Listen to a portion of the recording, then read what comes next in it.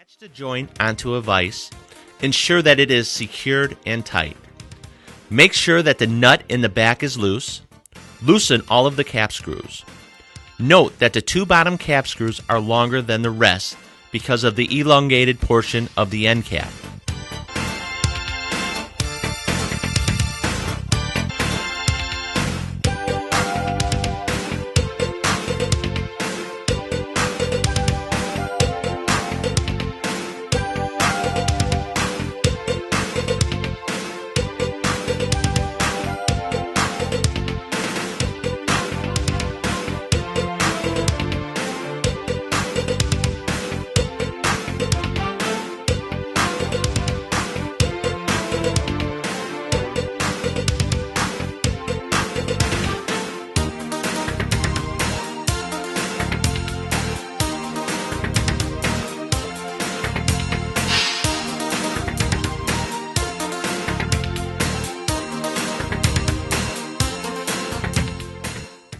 Hold the end cap and remove the last cap screw.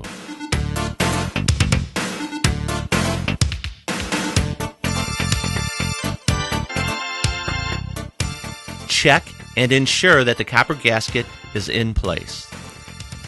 At this point, roll the end cap over. Unscrew the nut and the lock washer and set them aside.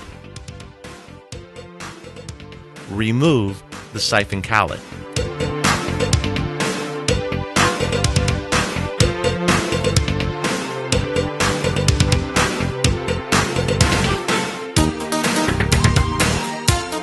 Attach the siphon tube on the vise.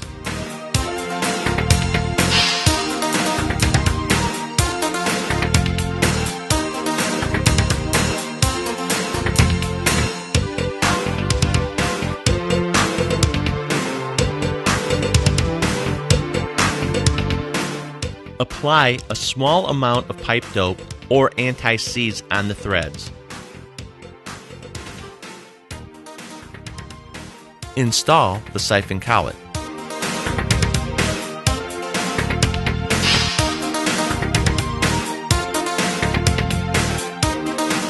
Take a long screwdriver and insert it through the condensate ports. This will eventually line up the notch in the back, even with the siphon tube.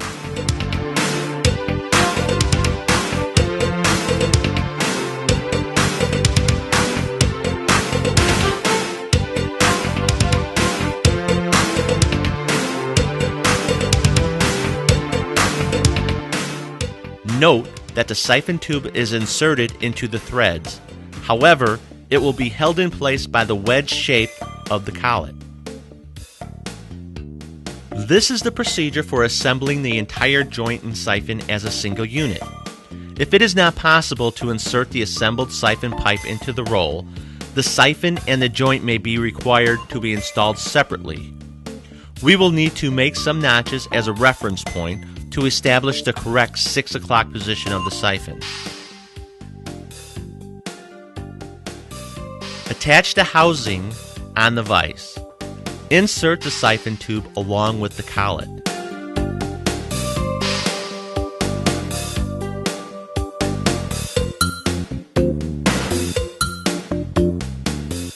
Apply some grease on the O-ring.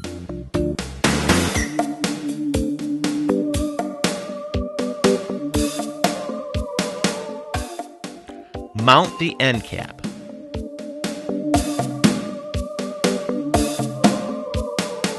Install the washer and the lock nut.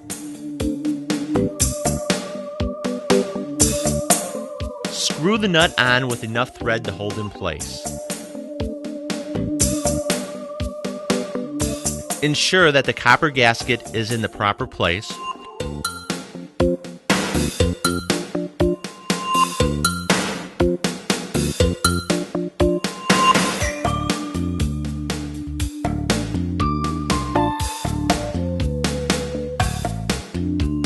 Using a screwdriver, ensure that the notch stays in line with the siphon tube.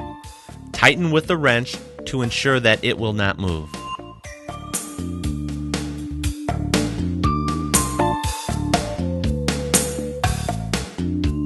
Set the torque wrench to 60 foot-pounds and tighten the nut.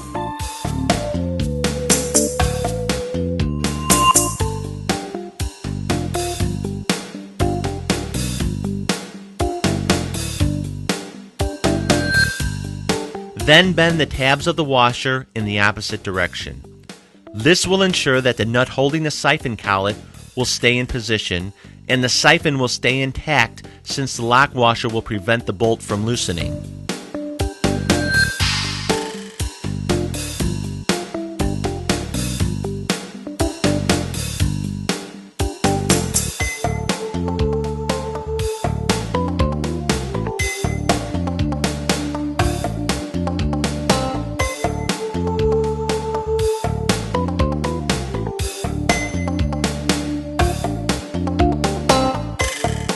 There are two siphon adjustment cap screws. Remove the first one. Ensure that the second one is flush with the back of the end cap.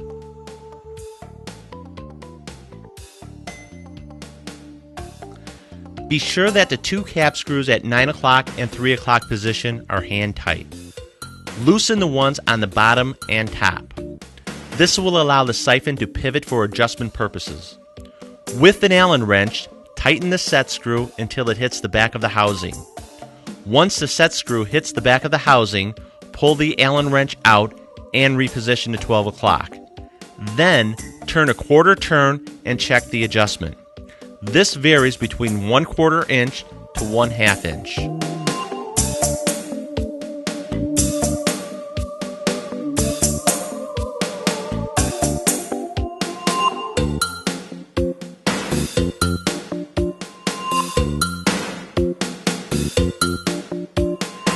This is the 1.5 to a 1 1/4 adapter.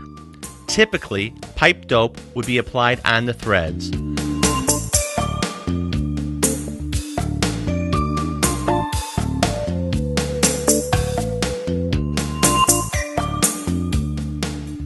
This would also have pipe dope on it. Tighten this end with a wrench.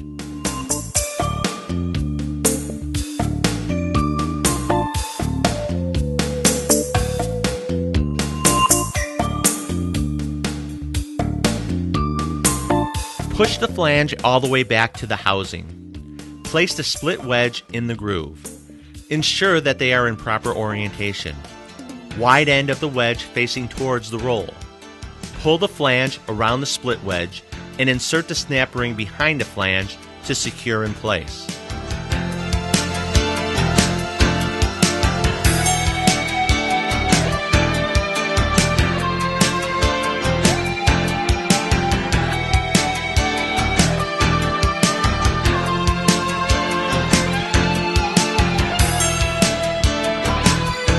The assembly is now ready for installation on the machine. Here is the snap ring to keep the flange in place. Note that the pipe fitting for condensate removal has been attached while the joint was on the vise. This is the difference between the existing gasket and the gasket of the Dublin HPS. It is 66% wider, which means better sealing against the journal. Apply a small amount of grease on the back side of the gasket. This will hold the gasket in place.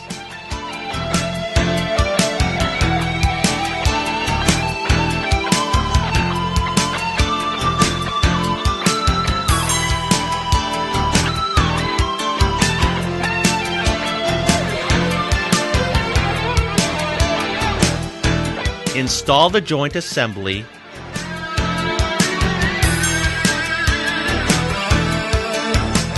Engage and tighten the flange bolts.